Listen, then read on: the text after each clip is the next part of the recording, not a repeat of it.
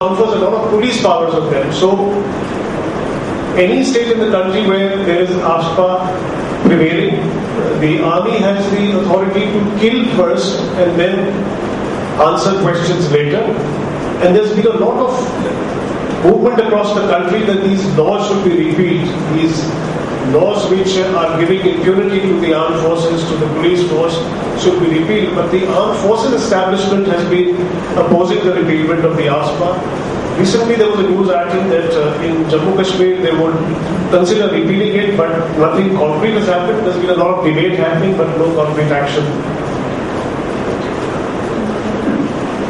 Human rights defenders in India, we are experiencing that two programs of the government for prevention of poverty and to address the issue of accountability, the Right to Information Act and the NREGS, that activists working on these two schemes and this law, the RTI Act, are being, they are being threatened, they are being beaten up, and in some cases they have also been killed. So these human rights defenders are facing a lot of threat across the country. And if I am right, in the last couple of months, or maybe a year or 2 years, there have been some 12 activists of the Right to Information Act who have been killed for exposing corruption. So this is also what is happening across our country, that those people who are fighting to expose corruption, fighting to ensure that poor people get employment rights, are being eliminated. Look at the kind of development projects which are happening in our country.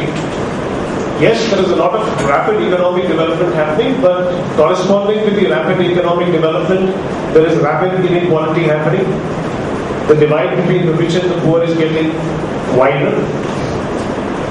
Large-scale deprivations of human rights are happening wherever these economic development projects are coming up, whether it is mining-related issues, what we are seeing in central India, what we are seeing in Jharkhand, what we are seeing in Chhattisgarh, in Orissa, this illegal mining which is happening, the mafia which is running this illegal mining operation is violating a lot of human rights of individuals staying in those areas. Tribals are being displaced. Mega projects like dams coming up, like the special economic zones coming up. Huge scale communities are being deprived of their rights, and there is no law in the country which offers rehabilitation to people, to communities who have been displaced by these projects. I may be wrong, but there is a very, very old law in the country dating to the Britishers' time, and there is talk about a new law being brought in place for the rehabilitation of communities which are displaced because of development. That bill, I am told, is under process. Communalism is one issue that we as a country have been experiencing since independence. There have been large-scale communal violence against minority communities. We have seen that in Bombay, we have seen that in Delhi, we've seen that in Gujarat, and Kandaman is the recent experience where almost 20,000 people were displaced because of the communal violence against the Christian community. So this is another major issue which is there in the country today. And this is often instigated by political organizations for political gains. But communities are being displaced, are being harassed, are being threatened, and there's a lot of deprivation of rights happening. And then of course we have all the marginalized communities, women who experience domestic violence, sexual abuse, sexual harassment at workplaces. There are so many issues with women. Children are recognized as welfare issue subjects in the country. Even there are so many laws protecting rights for children. You have disabled persons who are constantly being discriminated against, being denied their rights to employment, education. There are tribals, there are laborers, there are Dalits in the country. These communities are very badly being affected. Our work in the Human Rights Law Network, we started off in 1989 as an organization of lawyers and social activists. And we started off to work to provide access to justice to poor and marginalized communities in the country. Today we operate out of 23 offices in 23 states. We have lawyers, we have social activists, and we work on various issues. I'll just run you through these issues. The right to food. This is one of our most important public interest litigations which we filed in 2001 in the Supreme Court. There were certain policies of the government to ensure right to food for its citizens, and they had started the ICDS scheme, they had started nutrition centers, there was the public distribution system, but there was a rampant corruption in the right to food which was happening in the country, and so we went to the Supreme Court in 2001. PUCL was the petitioner, and what we have been seeing is that almost 75% of the population in the country does not consume the stipulated 2400 calories per day, which means that almost 75% of the population of the country is undernourished, malnutrition. Almost 760 million in the country are below the poverty line.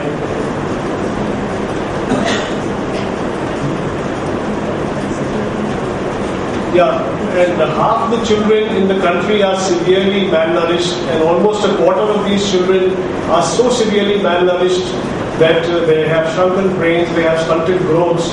There's widespread anemia amongst women, and particularly amongst women who are pregnant, who are lactating mothers, and they are severely anemic, leading to malnutrition, leading to even disability when it comes to childbirth. And there are almost 3,000 starvation deaths which are being reported every year by NGOs themselves, and these starvation deaths are happening in the Dalit community, the scheduled caste, scheduled tribe community. So that's the kind of right to food situation we have in the country today. This Supreme Court order, this PUCL public interest litigation in the last couple of years, the Supreme Court has passed almost 25 orders, and through this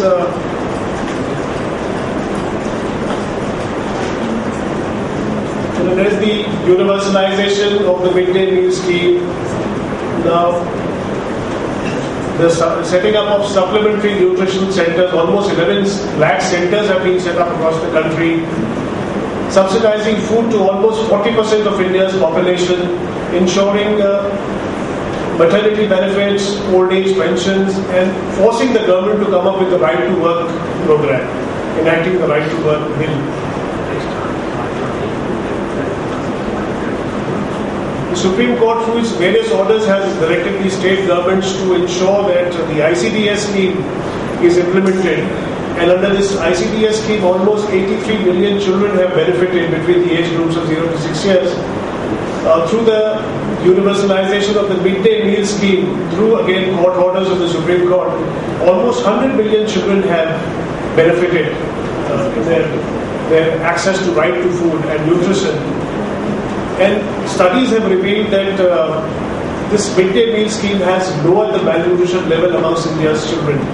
So this is where the Supreme Court has played a very, very important role in this particular PI. And in a very recent judgment in 2010, on the 5th of May, the Supreme Court even expanded the ambit of this right to food PI and said that homeless shelters should be provided to all the homeless people in urban centers of the country. And the Additional Solicitor General in the Supreme Court has said very clearly that these shelters for homeless people, which will provide dignified living, which will be completely free of any restrictions, will be opened up in every urban city with a population of 5 lakhs. So every city having a population of 5 lakhs will have at least one shelter for the homeless. And work on this has already started in Delhi. Quite a few of these shelters have come up for the homeless urban poor people. Housing rights, this has been one of HRLN's major areas of work where we have achieved a lot of success, where we have reached out to people in slums, in bastis, in colonies which were being demolished by the government for development activity. And through our interventions, we have been able to reach out to a lot of slum dwellers. We've been able to ensure that they have been provided with the right to housing and the various government schemes. the Nehru, I think, Urban Renewal Mission scheme. And in particular, in Delhi and in Gujarat, we have been very, very effective in ensuring housing rights of slum dwellers, and also in some other states like Calcutta. Health rights, what we are seeing in the country is a gradual withdrawal of the government from the health system. And we are finding that increasingly more and more corporate players are coming into this, and in the process, poor people are denied the right to access free health services. And we use the law, in HRLN we use the law to ensure that the government meets its obligation of providing health to marginalized communities.